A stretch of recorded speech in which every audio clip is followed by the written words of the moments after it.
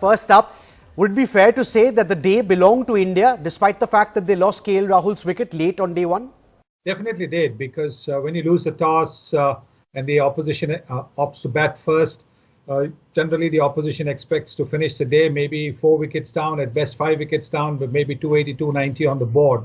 India didn't allow that. India bowled so well in that first session. That is where they actually won the match, because that put the pressure on the Sri Lankans, and then they collapsed in the post-lunch as well as post-tea session. So despite losing Rahul's wicket, I still feel that India is on top, in control of the match. Right, let's talk about the Indian bowlers, sir, and how they bowled on day one. Ishant Sharma, of course, making a comeback to the Indian team. The last time he played was in March this year. What did you make of the way the Indian spinners also, Ashwin and Jadeja, they bowled on day one? Superbly. There was not much help on the surface. The odd ball turned, and that's what they made very good use of.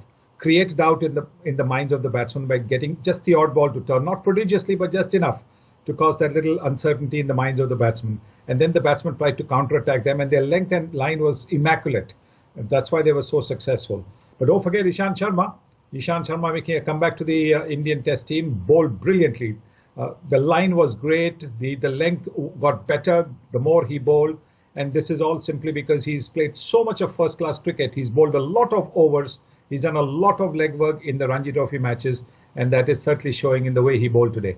Absolutely. Impressive comeback then for Ishant into the Indian Test team. Also, sir, going by the way the pitch is behaving currently in Nagpur, would you say India should be able to put up a big first inning score?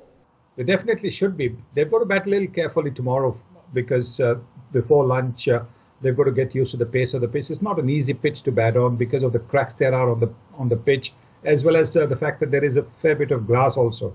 So the ball does tend to do a bit, holds on, doesn't quite come onto the bat, the odd ball flies. So what they have to do is apply themselves. They bat till lunch, they bat till tea, they get a big score, they are in control of the match. They bat till tea time, maybe day 3, they will win the match on day 4. All right. Another question, Mr. Gavaskar, that I wanted to ask you was on the entire DRS issue. Do you also get the feeling perhaps that the Indian team is getting better at using the technology that's at their disposal now? Definitely is. They're getting a lot more confident. In any walk of life, the more you practice, the better you get. And that is what is happening with the Indian team over the last couple of years. In fact, over the last year, that the DRS has been in use.